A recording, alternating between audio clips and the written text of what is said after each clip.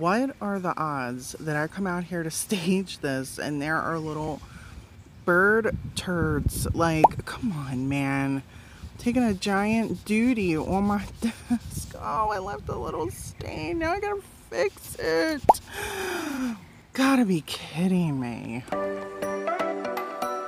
Welcome to the channel, people. If you're new here, I'm Brandi, and today I'm giving you some cottage farmhouse style inspiration with this desk makeover. It is in extremely good shape for being as rickety as it is. It is literally filthy. However, there was, I don't know, someone definitely got their money's worth out of this when it was new. There were stains, there was bleh in there, feces. I don't even know what kind of, I was not happy about having to clean this out.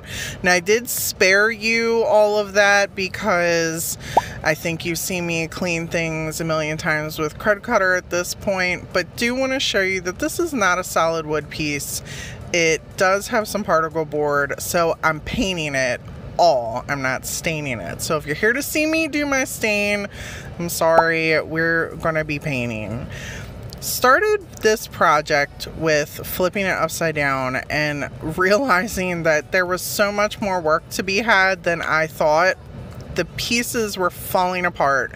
There was no stability holding it together. I literally had to piece the bottom section by section off and then start hammering things in. You'll see, I do show you this. I think this is where whatever rodents were climbing up in there, and I'm like, we're gonna take some shims and cut them down to size and put in so we do not have to worry about that happening ever again. Never.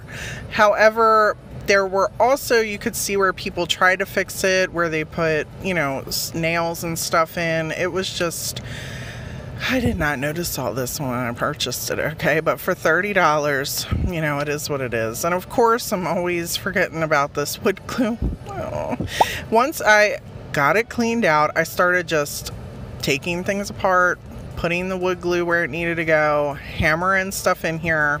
These little pieces, I was able to pry up enough and squeeze more wood glue down into it, and then really hammered them down so that way they wouldn't go anywhere. I completely pried the front off and the little bits and squeezed wood glue. I got so crazy with the wood glue, like I missed where the wood glue should have went. You'll see in just a second as I'm putting this back on here. Look at that, completely missed the top. Like it was, I was so stressed out about how much, look at that, just all that wood glue. Brandi, listen, if y'all left by now, you're like, this girl don't know how to fix nothing. I completely understand, but if you're still here, we're rolling on. I completely wood glued these shims together and then put them and wood glued them into the sections so that way they weren't going anywhere. This laminate, or whatever you want to call it, was coming off the sides, so I squeezed it all along the edges and pried as much of it as I could back and forth to squeeze it down into the spots. And then I'm using clamps, all different sizes. I had to call all my reinforcements to help me hold this thing together. There was, I think I used every clamp I owned to hold the bottom together. I did not have any idea how bad it was. Now this one was split so bad I was able to take a piece of string and shimmy on in there in different little spots to try and get as much wood glue down as possible to hold this together. Once I was done with that, I loaded up my nail gun with some tiny little 1-inch brad nails and then reinforced everything with the brad nails all along the bottom, and came back in with some wood filler to really seal in any extra broken cracks or anything around the bottom. Then I'm taking my favorite 123 Bullseye primer and giving this just, some squirts. I wasn't worried about a thorough coverage on this. We got some whatever this is, laminate, whatever, particle board. It's not solid wood. It's nice condition. However, you know, some pieces do have some solid wood. I was worried a little bit about bleeding, but I was more concerned about making sure I had a consistent coverage with the paint on the piece. Once it dried, I brought it outside and started with my 2 times flat white rustoleum, and then I like to go over it with the chalked alt matte linen white.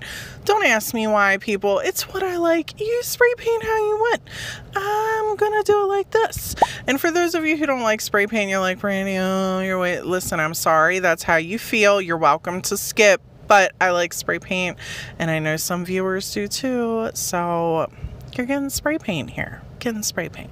I'm keeping the large handles, but I wanted to replace the little knobs, and we're also going to spray paint all of it this midnight blue color. I did save you that bit of spray painting, okay, but you will get to see them when they're all drying a little bit. I want to give these drawers, because here's where we're coming in with our paint, a little bit of a scuff sand, and then we're going to put some Dixie Belle Boss over this to make sure there's no staining or bleeding coming through. And I do a very light coat, let it dry for 30 minutes. You can do as many coats as you feel fuzzy inside to need. However, I just did one.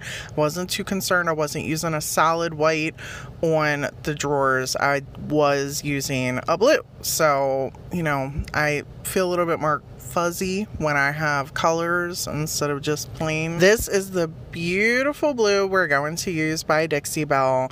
Now, I do want to show you how I like to start this. I use a fork. I know some people are like, oh, you know.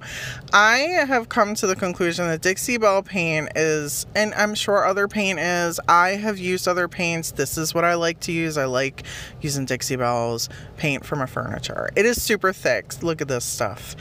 But to get it quickly stirred up, you see how it kind of seeps through the fork? I like to use that to give it a nice stir. When I'm doing that, it works faster for me. I'm about to get me a bunch of baby whisks and whisk it all. But I like to use a fork, you know, just in case. Little tip, listen, you stir it how you want, okay? But this is how I'm stirring it. I'm sharing it. Like it, don't like it, you know. I appreciate y'all's, you know. Anyhow, back to the painting. Nice coat. You see how the color changes here? I did mix a little bit of mountain blue, I think it is, with plaid. I did not want this all to just be one solid color because I'm going for that cottage farmhouse type feel. I wanted this to look a little worn, a little rustic. I wanted it to have different tones. I was not concerned about just solid overall coverage. I was just having fun with it. But here is the top of the desk once it all dried, just to give you an idea of what the different tones in it look like. I know, Brandi, you're not showing us. Listen, you're about to see something, okay? I'm sharing this with you, okay? This is what's going to eat up your film and your view time.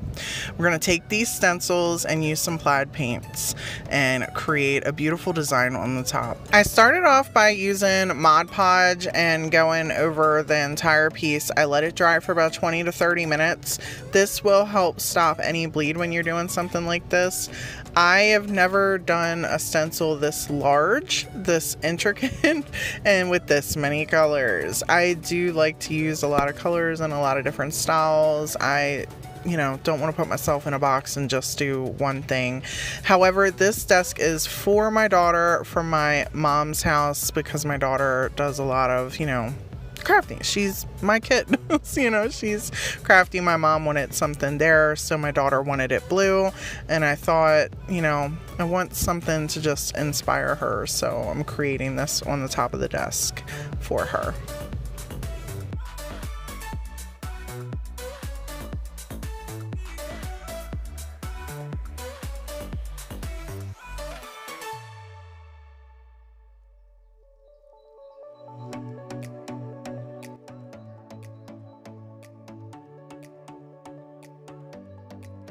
I could not be any happier with the end result of this little design. To just finish it off and bring it to life a little bit more, I'm taking a dotting tool and just putting in some gentle little touches. You can get crazy, you can get wild, and do as many as you want. I'm just putting little tiny details in certain spots just to give it a little extra life. And I don't know why this works, but it does. I just like doing it. I'm just sharing it, you know, with you. You don't have to do it if you don't want to. I ordered this stencil separately. All of this is from Amazon, both stencils, by the way, in case you're wondering. They are both from Amazon. She believed she could, so she did.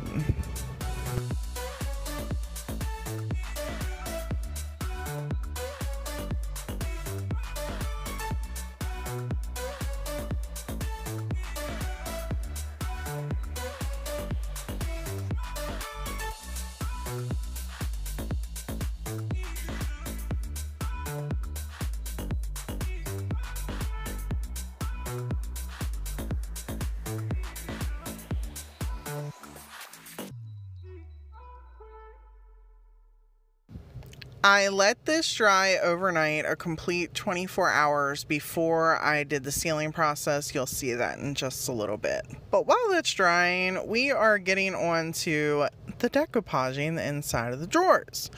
I like the decoupage around here. So I picked this packet up of paper for like $3.20 some cents at Hobby Lobby. It was on clearance. I was like, Christmas, you know, you find paper at Hobby Lobby that's cheap, you buy it. We decoupage a lot around here at the DIY Struggle. I love paper and napkins. I really love napkins.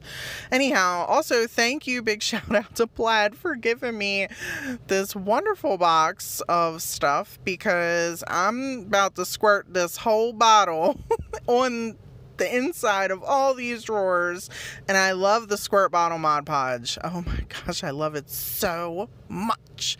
I need lots of it. Anyhow, I literally ripped the papers up and just pieced them together. Now, I don't have a reveal because when I did the reveal, these weren't fully cured, and you know, I will pop a picture in here later at the end.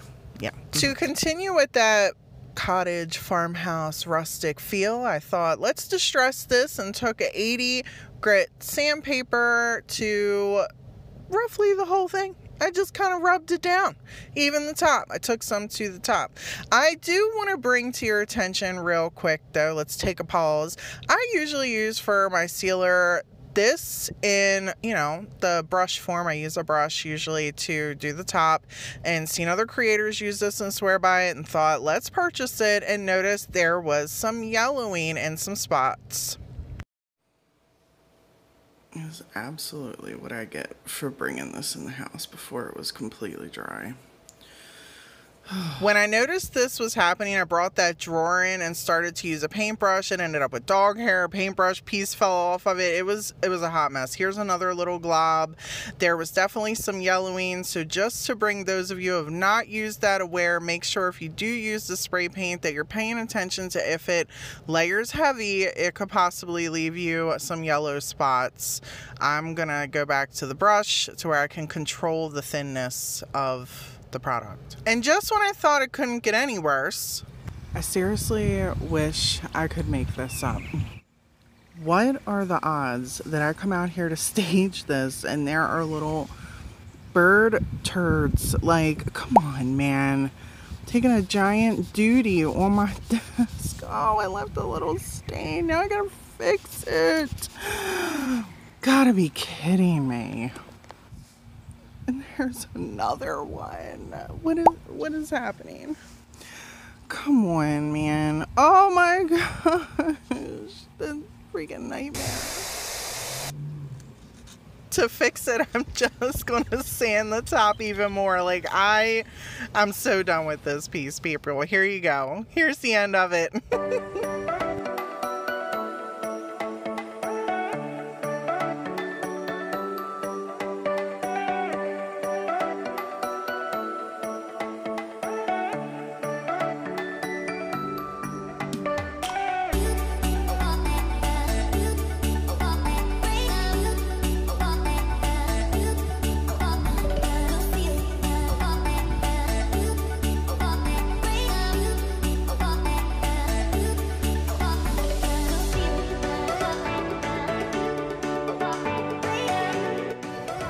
Thank you so much for hanging out with me today, people. While the end product is absolutely stunning, the journey was a struggle. And at the end of the day, sometimes it's about the journey, the things we learn along the way. Anyhow, let me know if you want to see more makeovers in the comments. Can't wait to chat with you all. Until next time, bye!